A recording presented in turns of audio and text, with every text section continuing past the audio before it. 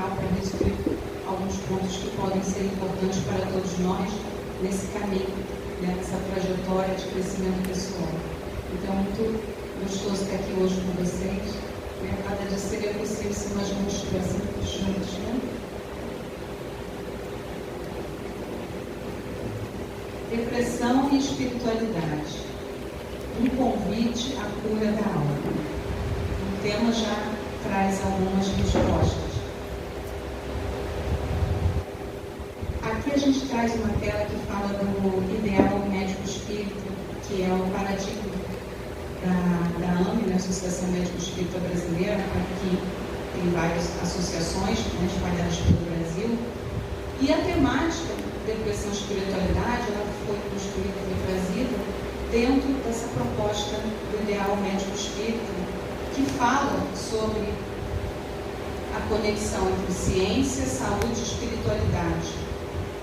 Então aqui, como vocês podem ver, né, o mundo acadêmico-científico, os estudos que trazem essa compreensão da espiritualidade dentro do mundo acadêmico-científico, sem perder a linguagem do amor, a linguagem do movimento de amor ao próximo.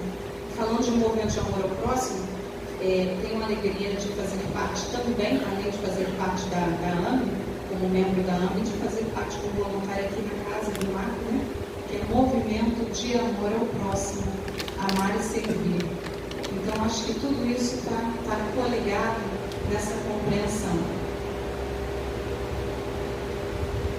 O que é esse paradigma médico espírita, né? Aqui, o missionário da Luz, André Luiz fala: o médico do porvir não se circunscreverá sua ação ao simples fornecimento de indicações técnicas, dirigindo-se com um ato curativo muito mais às providências espirituais, onde o amor cristão represente o maior papel.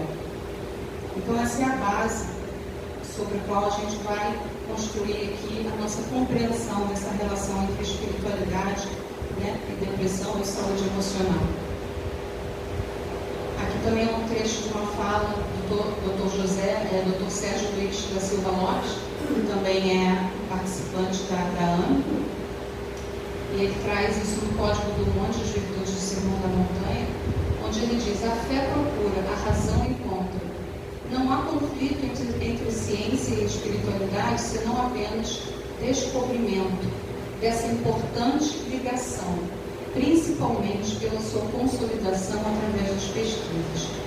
Então, assim, o paradigma médico espírita, ele fala dessa conexão entre ciência, saúde e espiritualidade. E antes de colocar esse videozinho, com grande alegria que estive no último Medmestre, que foi um movimento para mim, foi o Congresso Médico Espírita, que acontece a cada 2 anos, né? E em 2023 estivemos lá com alguns colegas daqui, né? E foi assim, para mim, pelo menos foi transformador. Eu até quero compartilhar assim, com um vídeo para quem puder estar lá, né? Vivendo, bebendo dessa fonte de todo esse movimento. São pesquisas que são feitas sobre espiritualidade e saúde. Foi para mim transformador. E aí eu queria passar um videozinho só para mostrar um pouquinho, né, dessa grandiosidade que é esse movimento, né?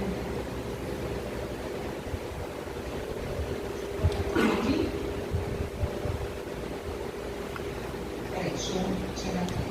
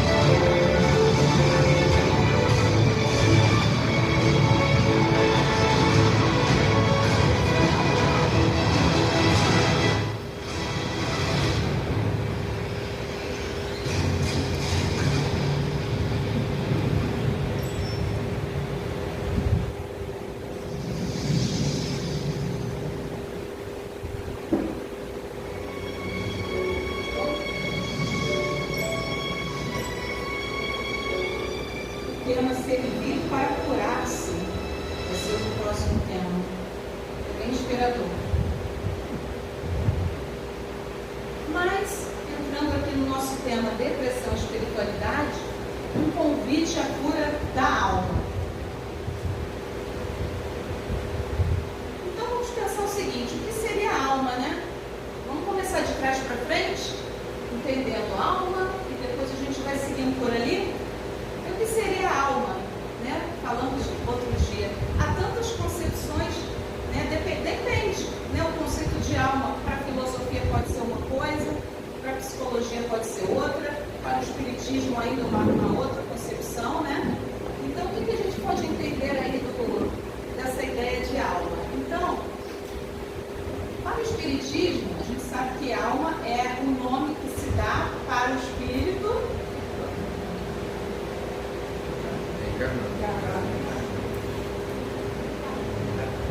encarnado. Quando a gente desencarna, dá um nome de espírito, né?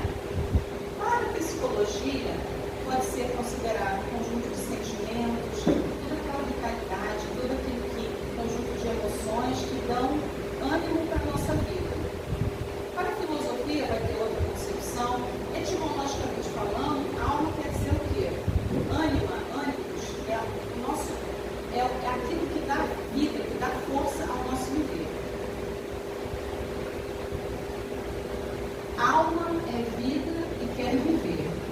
Então a gente vai seguir hoje com essa ideia de que alma pode ser para quem acredita na ideia do espírito imortal, que vai algo que vai transcender a morte do corpo, ou para aquele que está encarnado, é aquilo que nos dá vida, vitalidade, é aquilo que nos alimenta, né? Então eu vou pedir para que a gente possa fazer um pequeno exercício para a gente ir além assim de uma concepção de alma. Se a gente puder fechar os olhos agora, respirar fundo, e eu vou falar uma palavra, uma frase, eu queria que vocês sentissem. Fiquei com a alma renovada. Senti uma alegria que veio da minha alma. Foi um momento lindo, preencheu a minha alma. Aquela música eleva a minha alma. Pode abrir os olhos. Quem é que conseguiu aqui, levantar a mão, se conectar com esse lugar de alma? Através de uma memória. Quando a gente fala assim, nossa, eu assisti um filme, saí com a alma renovada daquele filme. É desse lugar que a gente está falando hoje, desse lugar de alma, tá? E cura, gente? Seria uma cura. Aí, para a psiquiatria, para a medicina, a gente fala assim, remissão de sintomas.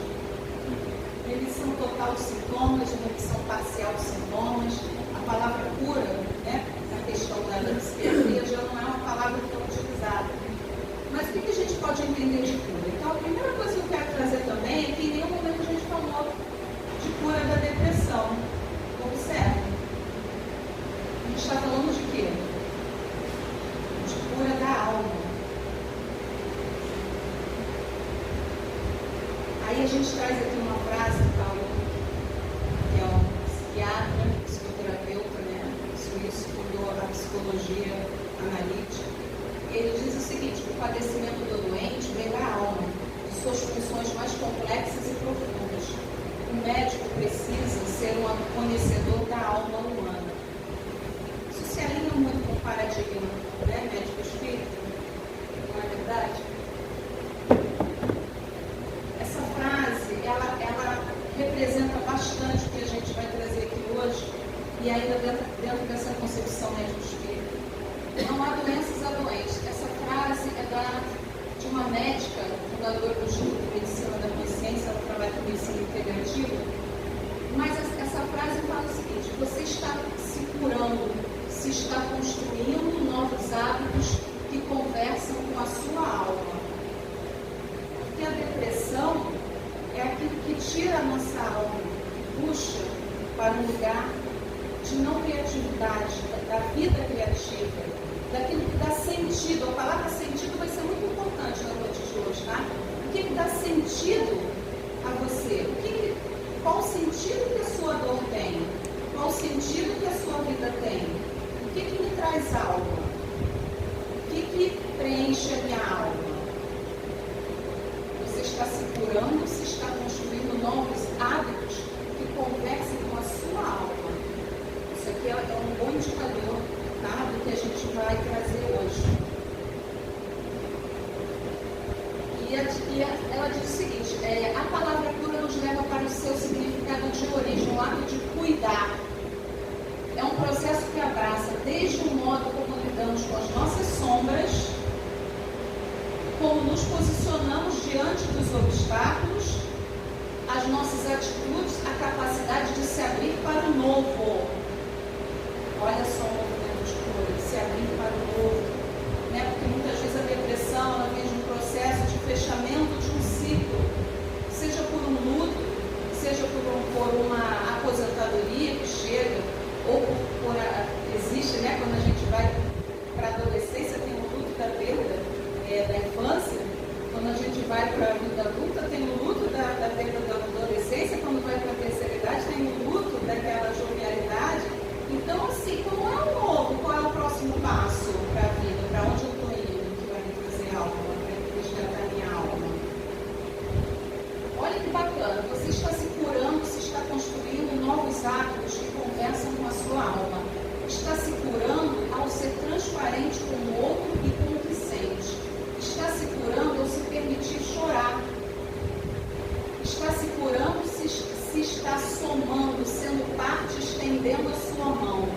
E aí eu já estou falando de espiritualidade, que é pertencer a algo maior do que si mesmo. É o meu senso de pertencimento a um movimento maior, a um movimento de amor ao próximo.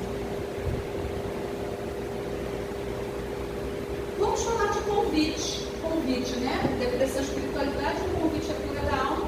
Estamos indo de trás para frente, não é isso? Se eu convido você para comer uma pizza hoje à noite lá em casa, você vai? Sim ou não? Sim, sim, não, sim, não, sim. Qual é a diferença? Quando eu digo que é um convite, o que é? Não é uma convocação. Convite pressupõe o livre-arbítrio. Você vai ou não. Pode ser que alguns possam ir, outros não. Né? Eu quero fazer outra coisa, eu não posso nesse momento mudar.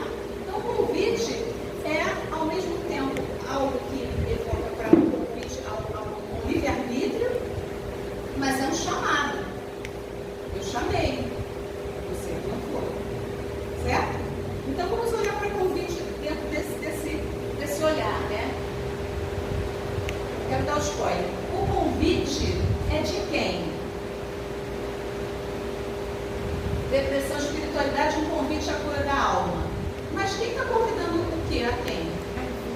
Hã? A vida. Um convite para a vida. E de quem? Quem está te convidando para a vida?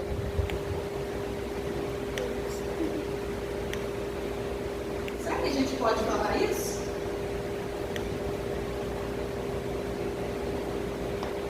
A alma é vida e quer viver. Lembra? Então, o convite para uma jornada de cura interior e autoconhecimento, onde a pessoa confronta e trabalha questões emocionais profundas, importantes para o seu desenvolvimento. Aqui eu trago o sonho. É uma experiência pessoal de Iris Sinotti. Ela está descrita em um livro e ela conta a jornada dela com a depressão. Então ela diz o seguinte: depois de muitas noites de um sono inquietante, um sonho revela afinal o que estava para acontecer.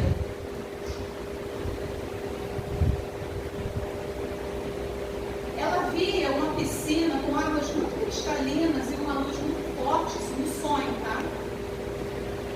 Onde ela se sentia atraída como uma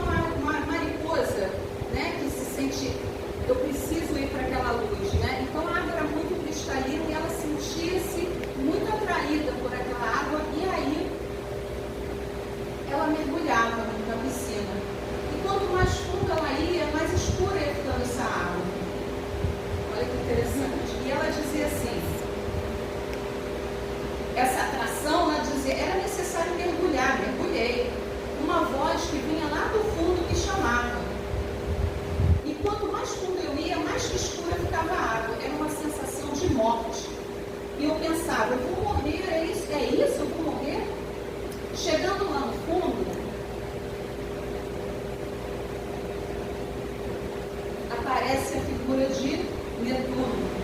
Olha que figura arquetípica aí. Né? Que é o rei, né, das águas e tal. E ele dizia, sabe o que para ela no sonho? Olha só, hein? Sinistro. É preciso ficar aqui por um tempo. Imagina você sonhando isso. E ela assim acorda. No final desse sonho, eu vou contar no finalzinho, tá? Porque ela diz que esse foi o primeiro sonho que foi o começo de um processo de depressão que ela viveu. O sonho veio anunciar. O que o sonho está anunciando para ela? Todos Zeus traz a mensagem. Todos Zeus não, Netuno. Que ela vai ter que mergulhar na própria sombra.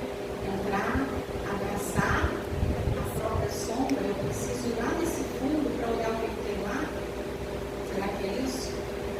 Uma jornada de cura da alma, não da depressão?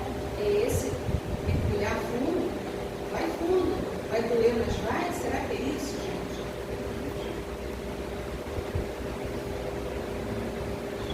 Então aqui ela mesma diz, né, no livro, Refletindo a Alma, depressão, em muitos casos, é apenas a ponta de um mal e de um desafeto bem mais profundo.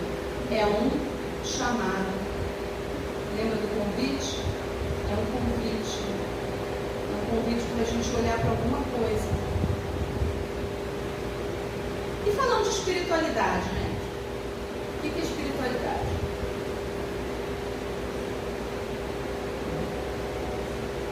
Isso aqui é quando uma imagem fala mais do que 1000 palavras. Religião estaria contida num conceito de espiritualidade. Então, se eu falar em 3 coisas, religião, religiosidade e espiritualidade, são conceitos muito correlatos, mas que guardam diferença. A religião é a instituição, é o espiritismo, é o catolicismo, é o cristianismo, são as religiões instituídas. A religiosidade é a forma como eu me relaciono com a minha religião. Então, ou várias religiões, que pessoas misturam várias, então é a minha forma de me ligar. Então, antigamente a gente até ouvia muito assim, eu sou católico praticante, sou católico não praticante. Eu sou espírita praticante, sou espírita não praticante. É a forma como a gente se relaciona com a nossa religião. E espiritualidade seria o que dentro disso tudo? A espiritualidade é um conceito que fala de pertencimento a algo maior do que si mesmo. É aquilo que nos coloca, nos dá sentido e significado à nossa existência, ou aquilo com que eu me relaciono.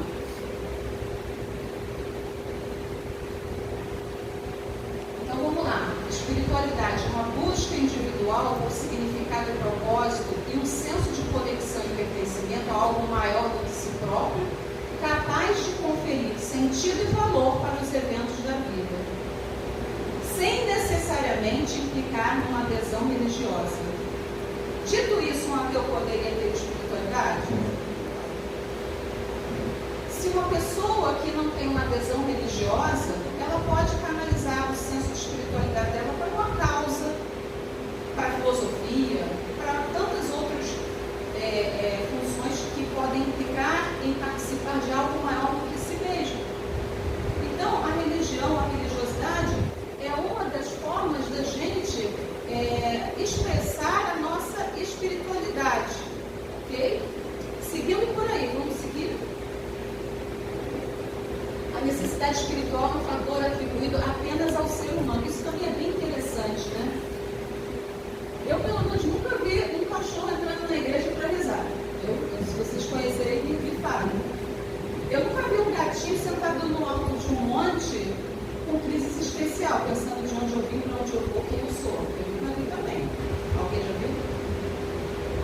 Então, assim, por que pertence só ao ser humano? Porque na nossa dimensão biológica, todos os animais têm corpo físico, né? Todos. Vamos pensar comparado, o cachorro também tem um estômago, também tem um aparelho. A dimensão psicológica, os animais, a gente vê que eles têm emoções ainda primitivas, mas eles compartilham de emoções, eles têm raiva, eles têm medo, assim como nós, né? A dimensão social social também, a gente sabe que os animais também têm vida social, sempre no nível mais primitivo, mas até lá. Mas a dimensão de pensar em algo maior do que si mesmo, sentido e significado existencial, não alcança, né? A gente, os seres humanos, estão nesse nível diferenciado. E o Jung fala isso muito bem, né?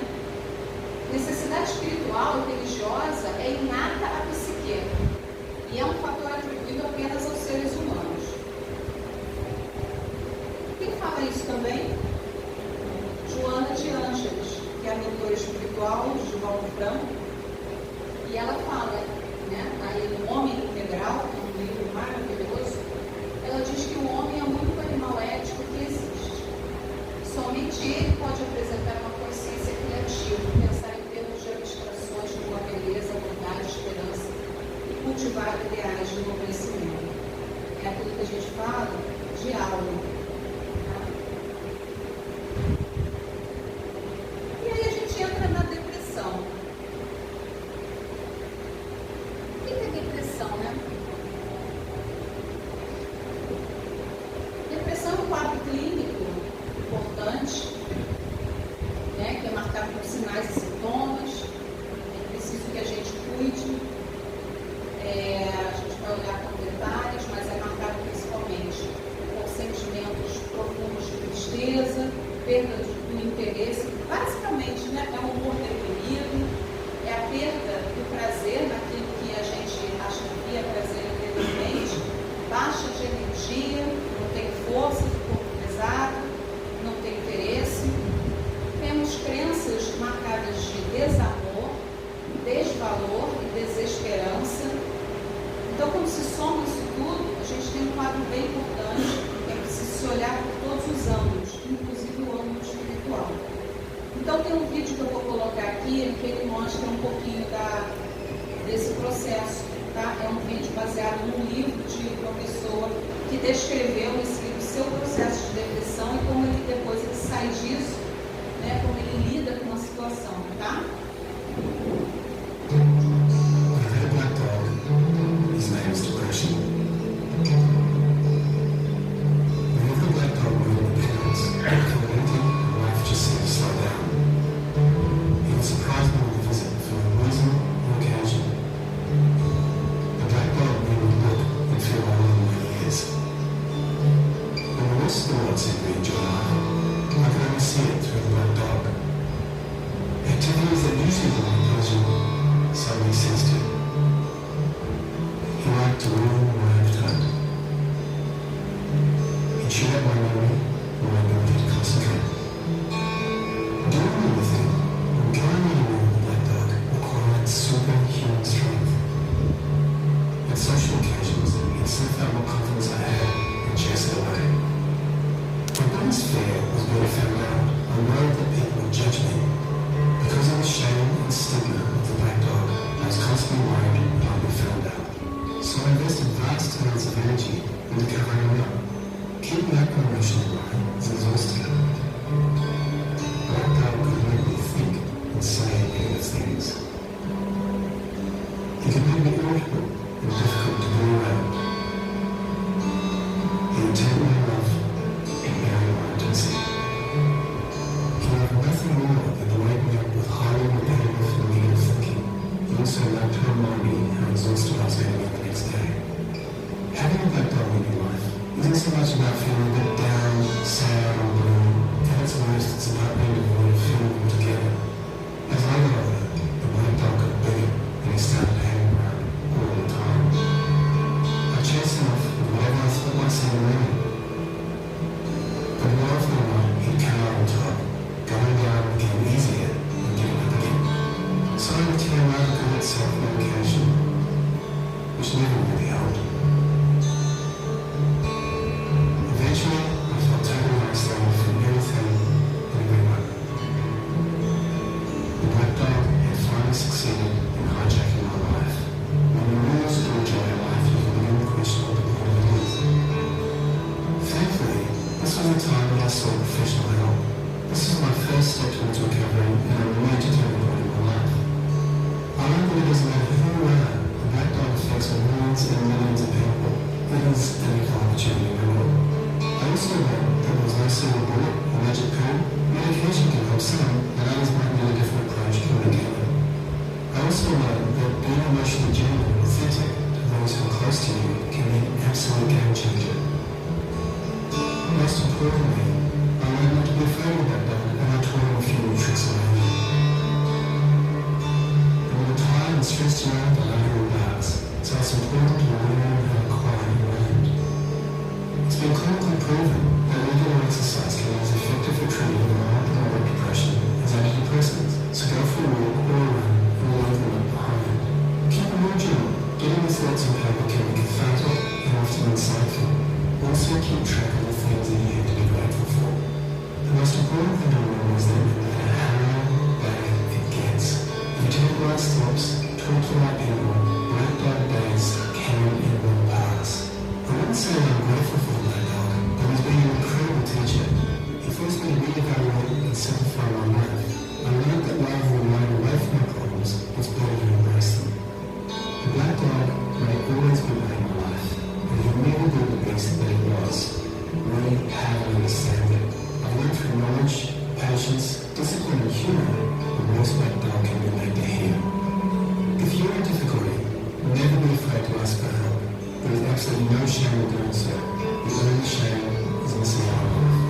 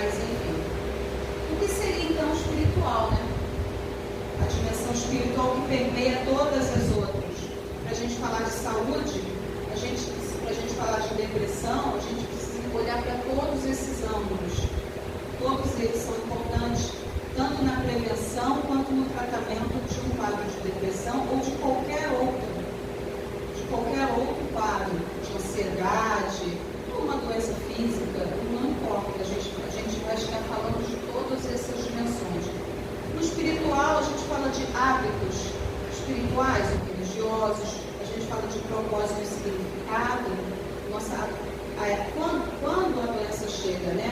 Se a gente faz parte, se a gente comunga de alguns tipos de valores, que tipo de significado que aquela doença vai ter para a nossa vida? Vai depender de que valores nós praticamos, nós estamos em comunhão.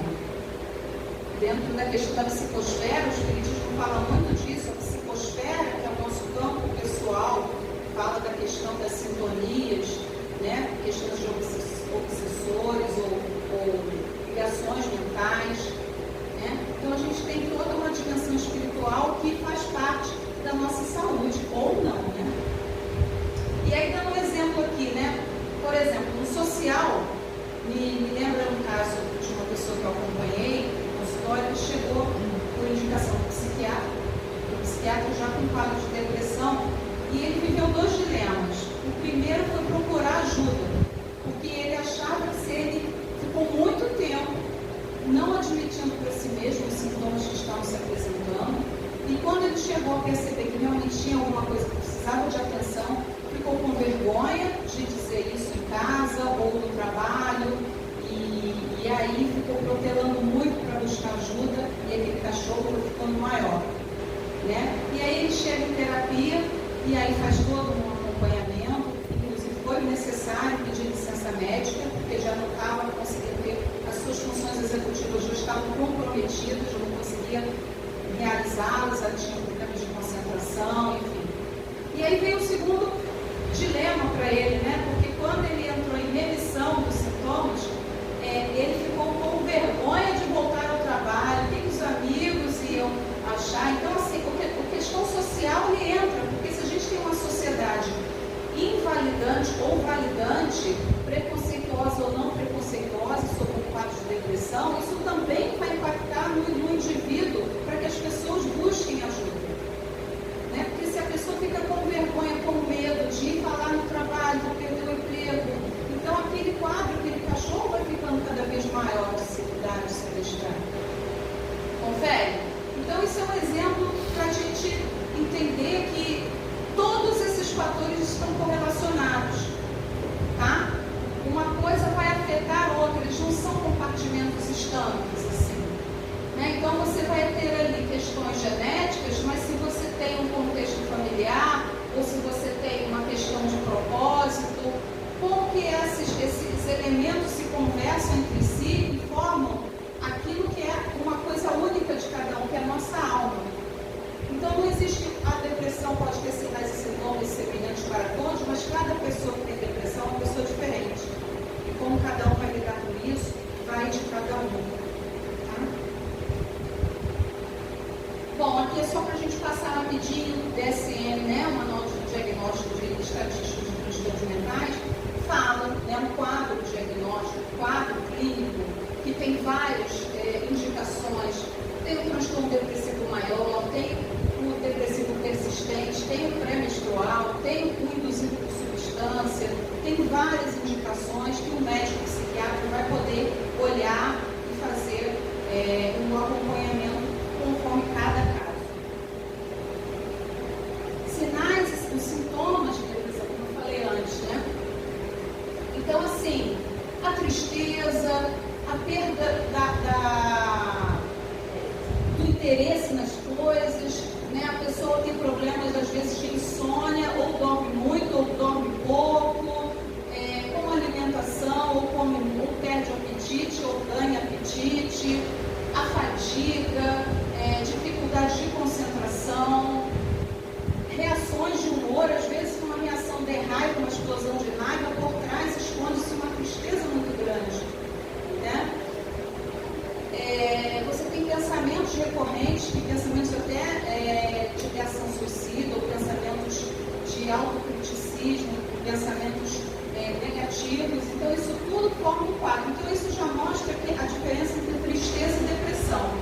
Eu preciso ter uma combinação de sintomas para que seja caracterizado um quadro clínico de depressão e não uma tristeza profunda, tá? Esse esclarecimento é importante. Olha só, né? Sintomas fisiológicos, né? O cansaço, comportamentais, crises de choro, agitação, desleixo com aparência, sintomas cognitivos, né? Autocriticismo, pensamentos de morte, e emocionais, a irritabilidade, a ansiedade pode vir, que está vinculada também à depressão, a apatia, desesperança, sensação de vazio. Então, eu preciso, para fechar um quadro, que a pessoa tenha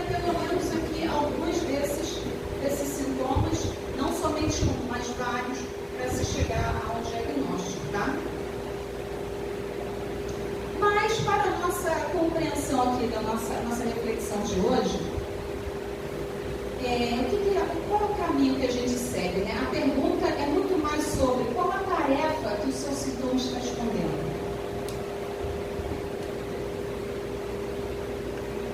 Qual é a tarefa que eu preciso realizar?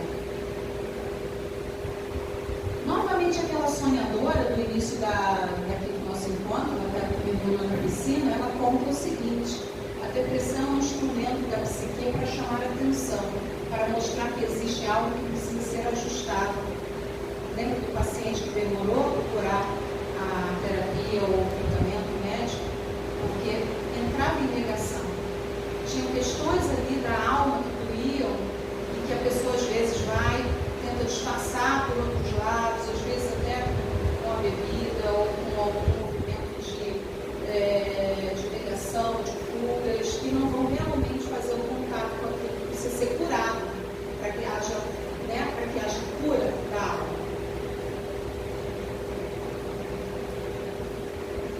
Ir além dos sintomas, esse é o convite. Ir além dos sintomas. Os sintomas são expressões de um desejo de cura. O sintoma é a expressão de um desejo de cura. Em vez de reprimi-los ou eliminá-los, precisamos compreender a ferida que eles representam. É preciso ouvir a alma. Isso é muito importante. E aqui a gente está falando, a gente está aqui com um grupo de pessoas, muitos de nós pode ou estar vivendo, ou já ter vivido, ou vir a viver, ou estar em acompanhamento de alguém que já tenha vivido, ou esteja vivendo, ou venha viver um quadro de depressão. Então, quando a gente tem esse entendimento, e a gente vai ver que os valores espirituais vão ajudar bastante a gente a lidar com essa situação, para o caminho da cura. Essa foi uma frase que surgiu aí quando a gente estava montando esse estudo, né? A inspiração de que a própria depressão seria um sintoma.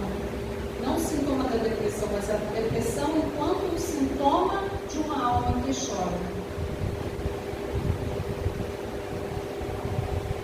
O Jung fala também isso, né? Na psicologia analítica, ele fala que é a voz interior querendo lhe dizer algo. Ele acreditava que a depressão poderia ser uma oportunidade de crescimento pessoal, pois permite o contato com partes desconhecidas e reprimidas de si mesmo, como disse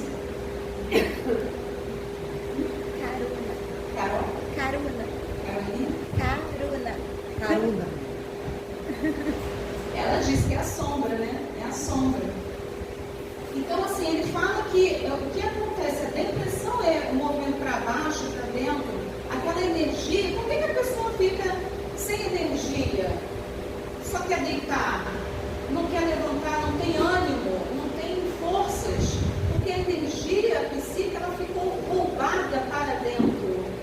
Porque tem uma questão que está doendo aqui dentro e eu não tenho forças para prestar atenção em nada. A energia é toda roubada para esse interior. É um chamado mesmo, tem que olhar para isso. Não é para eu fazer ir para a festa, realmente tem alguma coisa aqui que eu preciso olhar. Né? Então há um roubo dessa energia que estaria disponível para realizar um trabalho. É uma energia que foi drenada para dentro, para que houvesse aquela cura, tá? Por questão da espiritualidade, gente, entrando aqui. Existem muitos estudos hoje que falam da relação entre saúde emocional, saúde mental, espiritualidade, estudos da neurociência, da medicina, da psicologia, né, que mostram essa relação cientificamente falando. Aqui a gente tem um estudo que fala da inteligência espiritual. É um estudo ligado à psicologia, enfim, a outras áreas da ciência. E olha que interessante esse estudo, inteligência espiritual, hein? A gente já vinha falando de inteligência emocional, e aí a gente tem aí esse estudo, olha,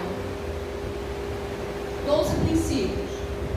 Queria que vocês observassem se tem alguma coisa a ver, se guarda alguma semelhança com os ensinos ou a mensagem da Boa Nova trazida por Jesus, tá? Será que tem alguma coisa interessante? Integridade, viver e agir de acordo com os nossos valores e princípios mais profundos, sabedoria, uma compreensão profunda da vida do universo, coragem moral, ter coragem para fazer o que é certo, enfrentar desafios éticos com integridade. Será que Jesus falou alguma coisa disso? Não que o estudo dela seja um estudo cristão, não, tá? Não foi tratado.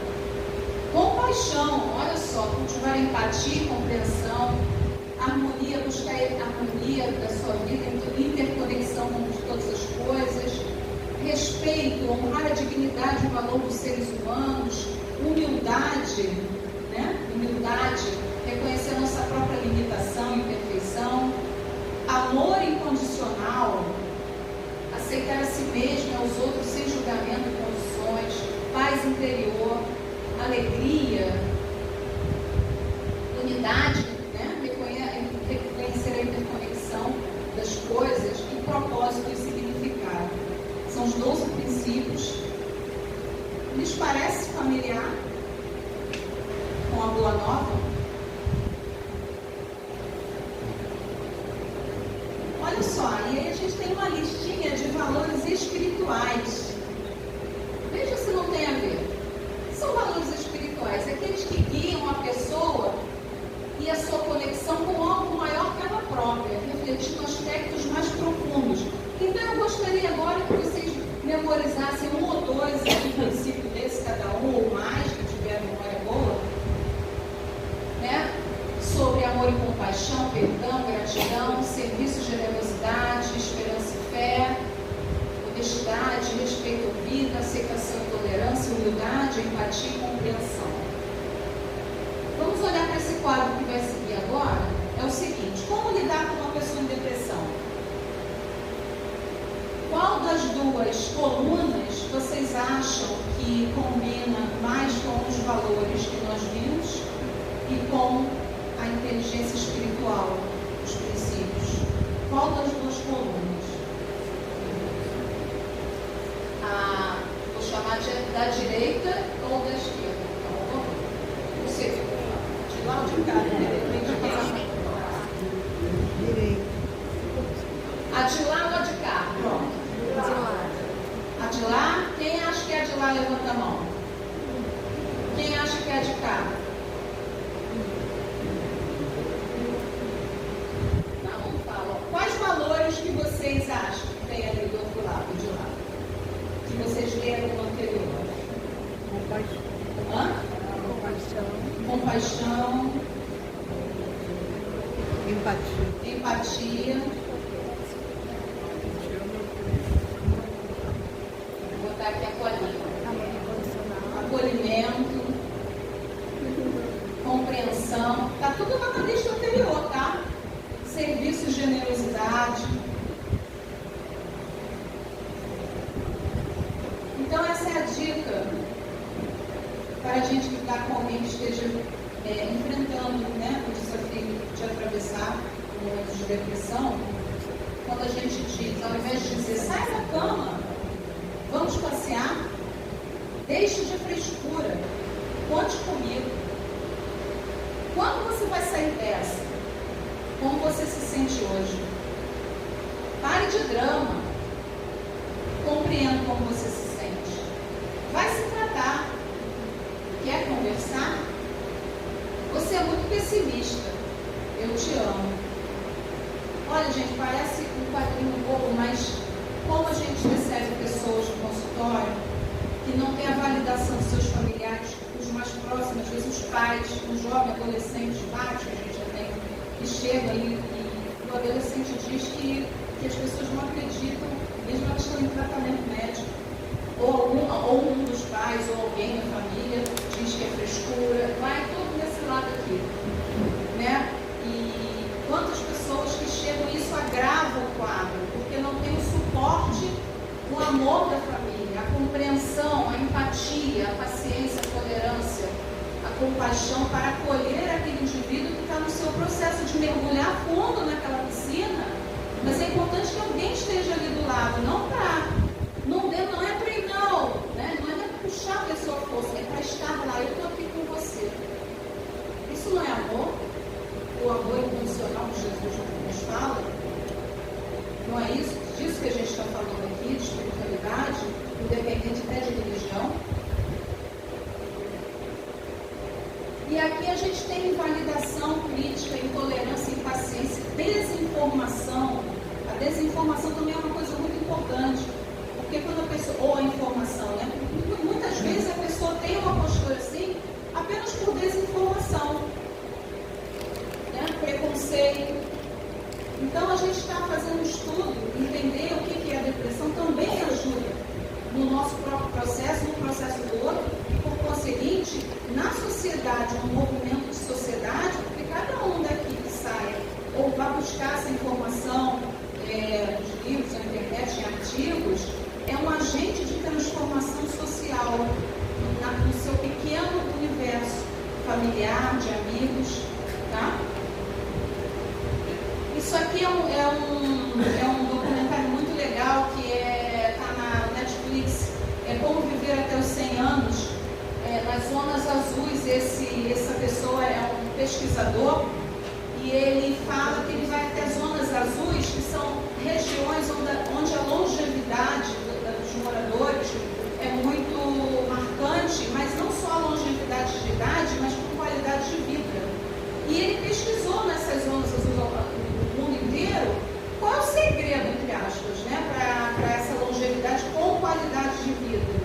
E dentre vários fatores que ele pesquisou, eu até recomendo que vocês assistam, ele, além do, logicamente, a gente viu biopsicossocial espiritual, a parte biológica, né, dieta balanceada, atividades físicas, etc. Mas, além disso, ele detectou um fator de espiritualidade, práticas espirituais baseadas em compaixão, generosidade e empatia. Pode assistir o documentário, que é muito legal. Laços sociais fortes e positivos, amor e solidariedade entre eles. E propósito, eles se engajavam em causas comunitárias. Então, essas populações das zonas azuis, elas tinham em comum esses fatores e a espiritualidade como um fator central. Isso realmente é interessante, como qualidade de vida física e emocional.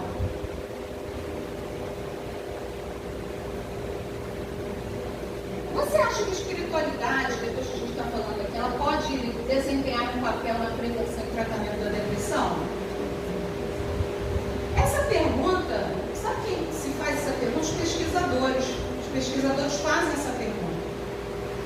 E aqui, olha, só um exemplo de inúmeros artigos que a gente vê.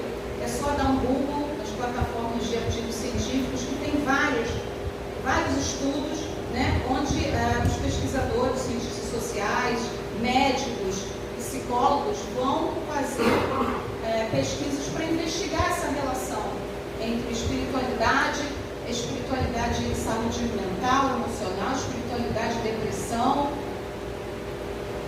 E aí eu trouxe aqui o destaque de uma que me chamou a atenção, que esses pesquisadores, né, eles estavam tentando descobrir se a religiosidade intrínseca, ela ajuda, é um fator relacionado a sintomas depressivos, a menos sintomas depressivos. Eu botei até em negrito, religiosidade intrínseca. Porque sabe o que eles descobriram? Olha que interessante. Os resultados mostraram que aqueles com alta religiosidade intrínseca, olha, estou enfatizando, hein?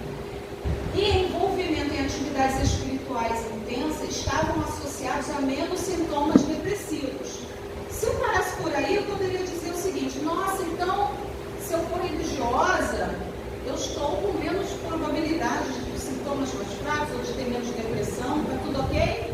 Vou amanhã mesmo, vou começar a fazer várias coisas. Vou para quentinha, vou para isso, vou para aquilo. Vai, é isso? Será que é isso? Mas olha o que eles descobriram também nesse estudo.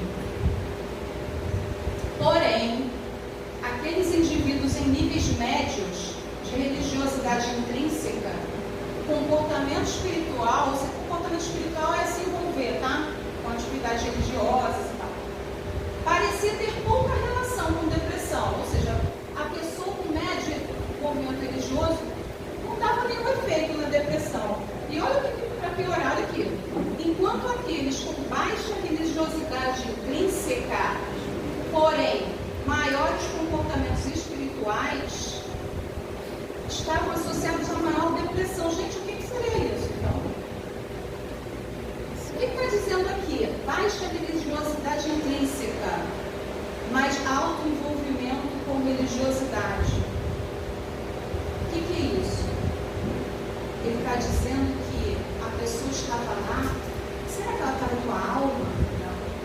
Ou ela estava com um protocolo religioso? Porque não adianta eu ir para um lugar religioso se eu não estou de alma ali.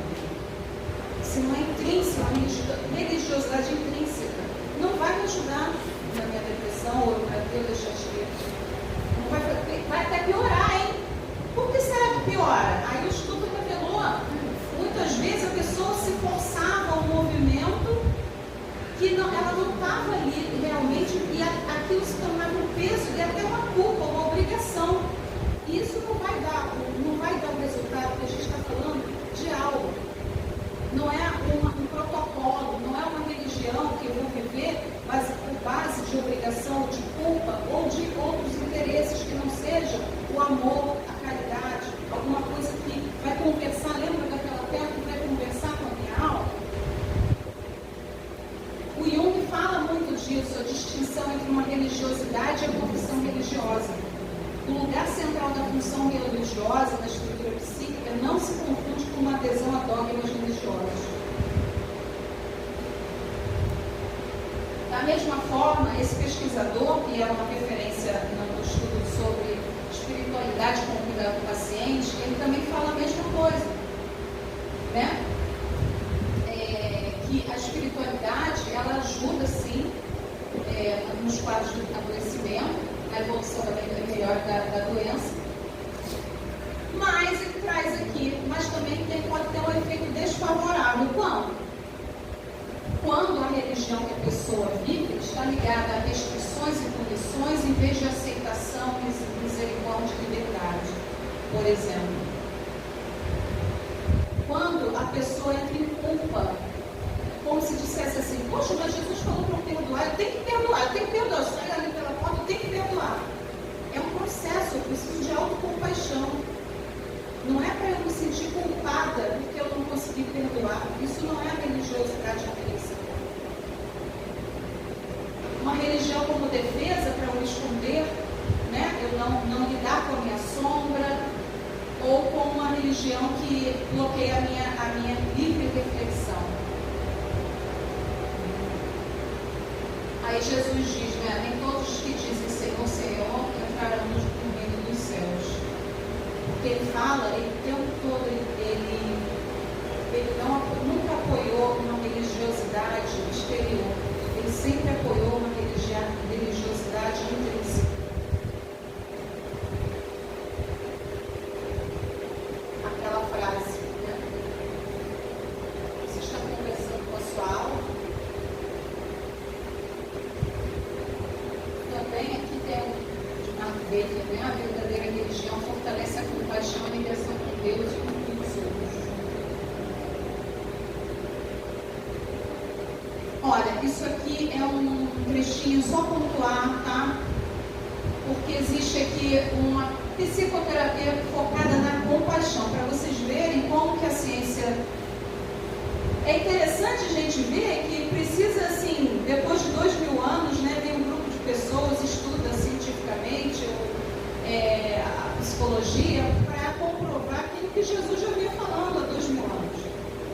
E aí formaram aí um método para a cura, para o tratamento emocional, inclusive da depressão, né? Porque tem todo o enfoque também, né, na questão da depressão, que fala sobre compaixão como cura.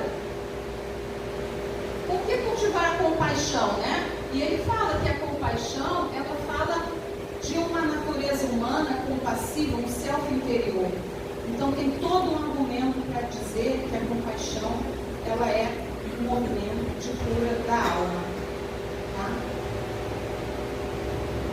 José Carlos de Luca fala no Médico Jesus que esse amor ao próximo é quase uma obrigação fisiológica, porque é da nossa natureza. Aqui, quem quiser tirar um print, né? Isso aqui são vários livros que falam do caminho do perdão. Quem falou sobre o perdão na Boa Nova pra gente?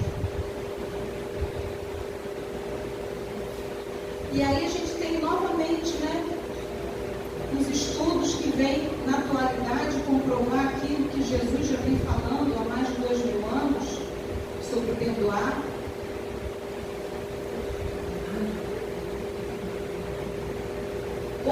Outra referência no estudo sobre o perdão, ele tem mais de 30 livros e 350 artigos publicados com estudos científicos validando o poder terapêutico do perdão. E ele fala também, né, que tem a ver com a depressão, o quanto isso é uma dinâmica de cura. Perdão é uma escolha, embora não seja fácil. É um processo gradual, que requer comprometimento, é um processo. Olha só quantos livros que ele tem. Então, ali, não é à toa, isso não é gratuito, não é só uma palavra vazia, né? Então, a gente está trazendo aqui a interface entre ciência, espiritualidade e saúde. Se de um lado a gente tem Jesus falando sobre compaixão e perdão, a gente tem de outra a ciência comprovando que perdão e compaixão é um movimento de cura, é um movimento de saúde emocional.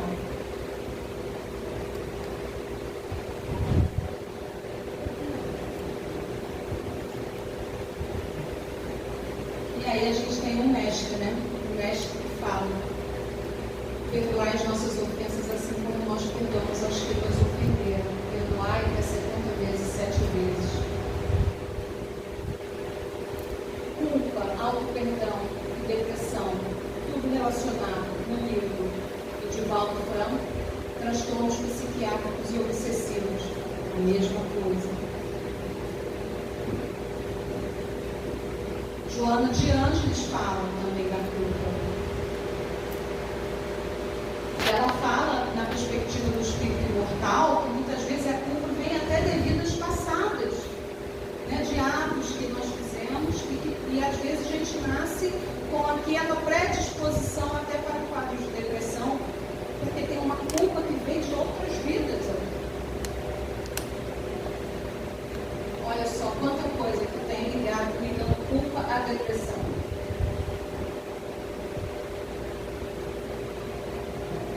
E a cura? E a cura tem início quando? Quando a pessoa passa a amar a si mesma e ao próximo. É um momento de alma.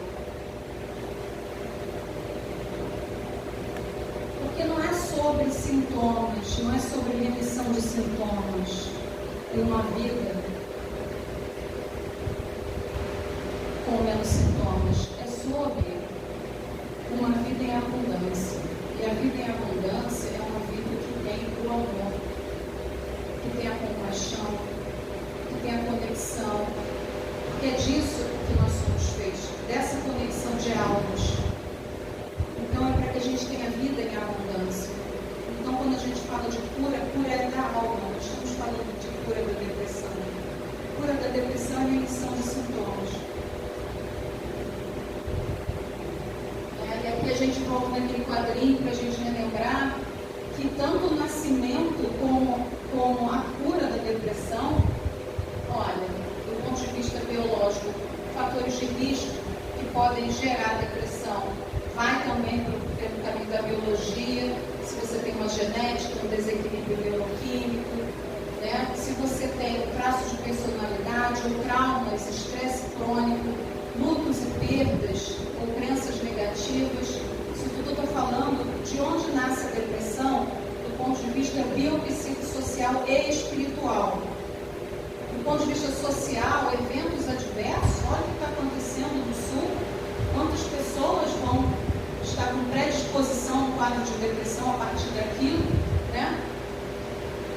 E do ponto de vista espiritual, a questão do propósito e significado, uma psicosfera densa, né? Então, se você conjugar todos esses fatores, nós temos aí, de onde vem? Qual é a causa da depressão? Não tem como, não existe uma causa única, uma coisa que não foi falada ainda aqui. É um composto de fatores que levam a abrir um quadro de depressão. Fatores predisponentes e desencadeantes. Eu posso ter uma genética predisponente a um quadro de depressão e vem um luto ou vem um evento social e desencadear o quadro de depressão. Então, são fatores predisponentes e desencadeantes. Então, é mais do que um quadro isolado, é um composto disso. Da mesma forma, é a saúde. Fatores de proteção também é a biologia, atividades físicas, a alimentação, qualidade do sono. Da psicologia, a terapia, autoconhecimento, a resiliência. Social, o apoio familiar, conexões e suportes sociais. E no espiritual, a filiação religiosa, propósito, sentido, valores espirituais, a psicosfera, né, todo aquele universo. Então, isso tudo ajuda a um processo de prevenção e tratamento, não isoladamente uma coisa ou outra, mas todas elas interligadas de alguma forma, tá? Então, é muito importante aqui na noite de hoje que a gente entenda que não estamos falando de espiritualidade como fator ou de causa ou de tratamento como um fator único para a depressão. É muito importante que a gente entenda que é um quadro multifatorial. E tanto o tratamento quanto o tratamento ele pressupõe todos esses movimentos, tá? Olha que bonitinho.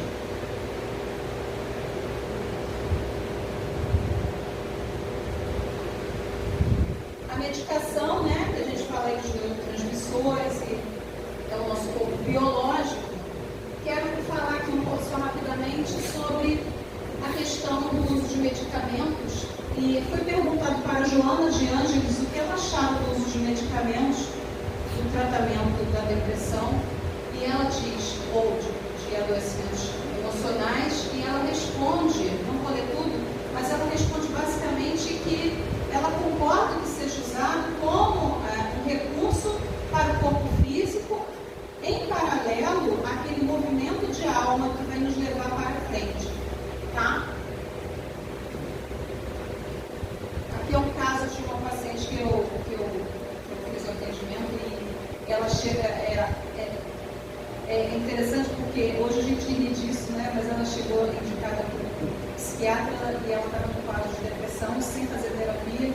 E ele falou, não, você tem que fazer terapia. E ela procurou consulta.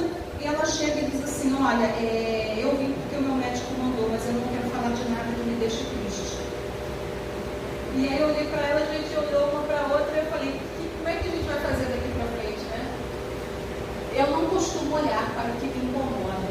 Ela falou assim, não quero falar do que me deixa triste, das minhas dores. Aí eu só me deixou, falei, então vou falar do que te deixa alegre, né?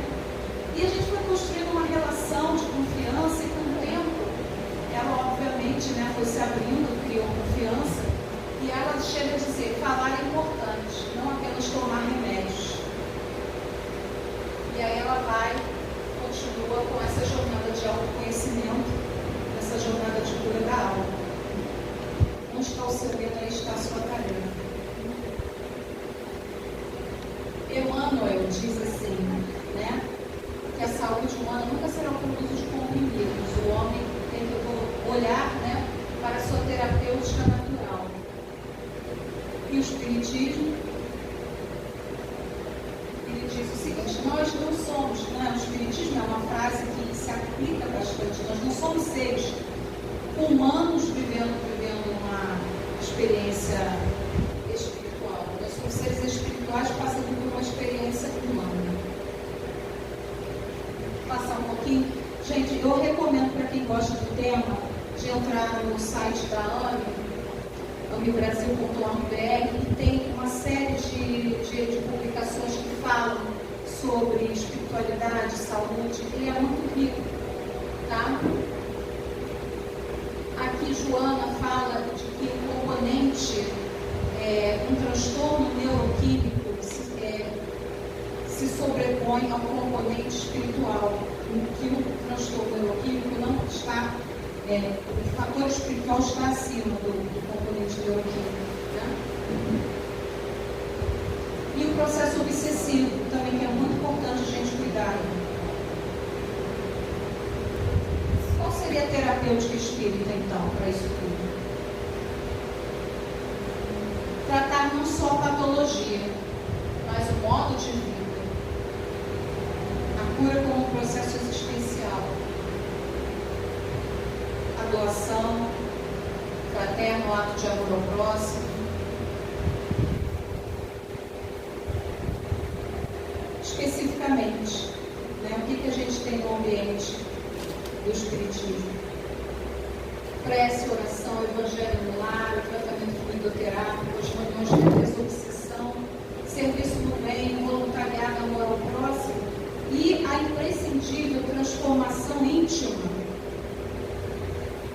Porque não adianta, a gente viu que a religiosidade ela é intrínseca, não adianta eu servir no voluntariado ou fazer tudo isso se eu não tiver com a minha alma presente, se for um movimento mecânico, um movimento por obrigação. É importante que isso seja feito com o coração, de verdade.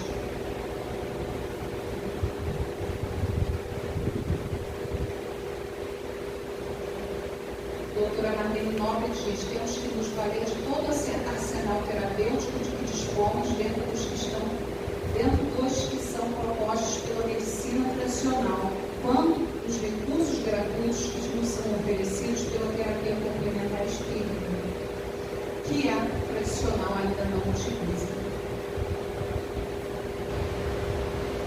A cura tem início quando o paciente se ama. Aqui não vamos ter muito tempo, mas é um caso também que está aqui no livro A Dimensão Espiritual da Medicina, que fala de um caso de uma paciente que chega com quadros de depressão e chama a atenção que ela é uma médium psicofônica. Então, quando ela foi atendida por um médico dentro do paradigma médico espírita, ela chega com um quadro de depressão e com um quadro que poderia se caracterizar como uma dissociação psíquica. Ela tinha ações, ela tinha manifestações espirituais, e aí ficou a dúvida se aquilo ali era um quadro psiquiátrico ou um quadro de mediunidade, mas a equipe que a acolheu tinha esse paradigma e conseguiu fazer um acolhimento da questão como um todo, fez um encaminhamento para o tratamento espiritual também. E o mais interessante disso tudo é que ela consegue, depois de um tempo, onde ela associou vários tratamentos medicamentosos, questões de tireoide, e o tratamento espiritual, ela foi contemplada em todas aquelas dimensões, biológica, psicológica, social e espiritual. E o que chama a atenção nesse caso, que ele foi até colocado no livro, é que a cura, ela foi colocada, ela veio, a remissão total dos sintomas, ela veio, chamou a atenção porque foi rápida, devido ao tempo que ela tratou, e houve uma retirada de medicação com um ano de tratamento, o que foge muito da média dos tratamentos que se prolongam por vários e vários anos, e às vezes nunca há uma retirada. Então, assim, é muito interessante esse caso, se a gente tivesse um tempo mais longo, ocupadinho um pouco com a hora, mas é muito interessante porque comprovou, né, ou mostra, traz evidências que quando o tratamento ele envolve as questões biológicas, as questões emocionais, as questões sociais e espirituais, os resultados eles são mais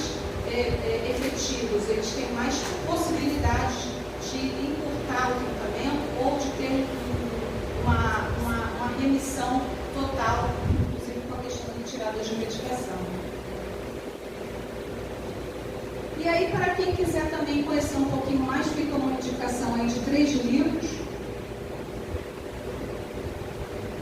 E chegamos aqui na nossa sonhadora, para quem quer saber tudo do restinho, né? Aí se note o que ela fala do processo de depressão dela. Ela diz o seguinte: a depressão foi uma possibilidade positiva de crescimento. E a partir dessa experiência foi possível começar uma jornada enriquecedora, grandiosa e cada vez mais consciente. A pressão para baixo, que leva ao mergulho, transcende o ego. Não é possível sair dessa experiência sem uma modificação positiva. Reconhecer as próprias feridas é a tarefa crucial da depressão, na depressão. Encarar a sombra, a dor e o sofrimento garante a maturidade necessária para transformar a personalidade, reconhecer o bem e o mal e reconciliar os opostos. Não adianta protestar o direito à felicidade, é necessário buscar o significado.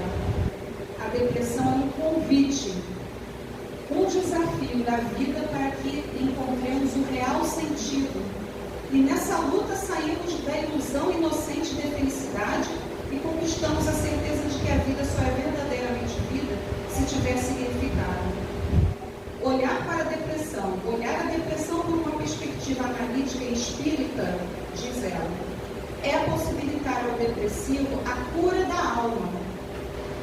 Ajuda a compreender que não se compra em farmácias a solução de seu sofrimento, de sua angústia, e sim que é esse o momento de experienciar a vida. Ganhe o encontro com o significado.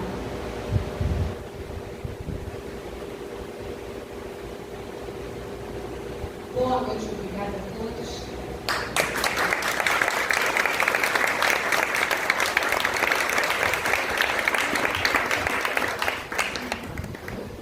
Cássia, excelente sua apresentação. Você falou sobre algumas pessoas aí. O Sérgio, lá da Luta, Sérgio Lopes, nesse momento está fazendo um trabalho intenso lá no Rio Grande do Sul em relação às enchentes. A psiquiatria iluminada, nós temos o Turdante, esses livros todos são do Brasil, a psiquiatria iluminada, o Turdante, o Rogério, são de Porto Alegre. Hoje nós estamos fazendo um trabalho grande associado ao Carioca, a várias outras anos, lá no Rio Grande do Sul. Hoje foram confeccionados 830 cobertores. Nós compramos nesse fim de semana rolos e mais rolos, porque foram cortados os cobertores, saiu muito mais barato do que o cobertor pronto, para muito frio. Então, a atividade tem sido feita de uma forma grande, e você tocou aí em várias pessoas que a gente fala que não existe acaso, não existe coincidência. E da mesma forma que não existe coincidência, nós falamos aqui hoje também bastante sobre a religião, sobre a espiritualidade, e a espiritualidade, ela cria para a vida. A gente sente a presença de Jesus, a gente sente todas as coisas. A ciência, ela precisa ver para a vida. E no próximo reunião, nós vamos ter aqui um físico, e que a Bárbara vai anunciar, que ele não caracteriza a religiosidade, caracteriza tudo pela ciência. Então, para nós, é muito importante, porque nós temos esse viés religioso. Quando nós fizemos aqui no Rio de Janeiro, em 2017, no centro, o maior congresso de medicina e espiritualidade do planeta, não é do Brasil. Nós reunimos aqui 2.189 pessoas no Rio Centro para o Congresso de Medicina e Espiritualidade. Então, não foi atingida essa marca em nenhum congresso no exterior, e nós conseguimos aqui no MAP, lá em Carioca, parceria nossa também com o Frei Luiz na época, ou seja, e nós conseguimos colocar mais de 2.000 pessoas falando sobre medicina e espiritualidade. De forma que eu costumo dizer aos que vêm aqui pela primeira vez que é muito importante a gente tratar a matriz. A matriz, ela está no espírito, e quando encarnada está na alma. E a filial é o nosso corpo. E muitas vezes as pessoas se preocupam essencialmente e basicamente em tratar a filial e esquecem da matriz. A depressão, ela tem múltiplos fatores, como foi dito aqui. Mas, no entanto, a depressão é uma doença, como foi dito, uma doença da alma. E é essa transformação que uma casa como essa, como tantas outras, de tantas religiões, procura mudar. De forma que ela foi muito feliz no aspecto daquele aquário falando sobre a religião e o peixinho falando sobre espiritualidade. A conquista se dá através realmente da autocura, através do desenvolvimento de cada um, através das perspectivas de vida que cada um de nós pode ter, nas mudanças graduais que a gente tem possibilidade de ter. Quando naquele gráficozinho em que ela mostra os 12 fatores importantes, a gente verifica que Jesus tinha os 12 apóstolos. O AA tem os 12 passos. Então, é muito simples a gente entender que a presença do Cristo, ela veio sendo trazida por seus apóstolos. E esses apóstolos, eles a cada dia ainda nos trazem mais através da codificação kardeciana e dos evangelhos, como ela citou ali, principalmente de Mateus, de Lucas, para ter uma visão mais clara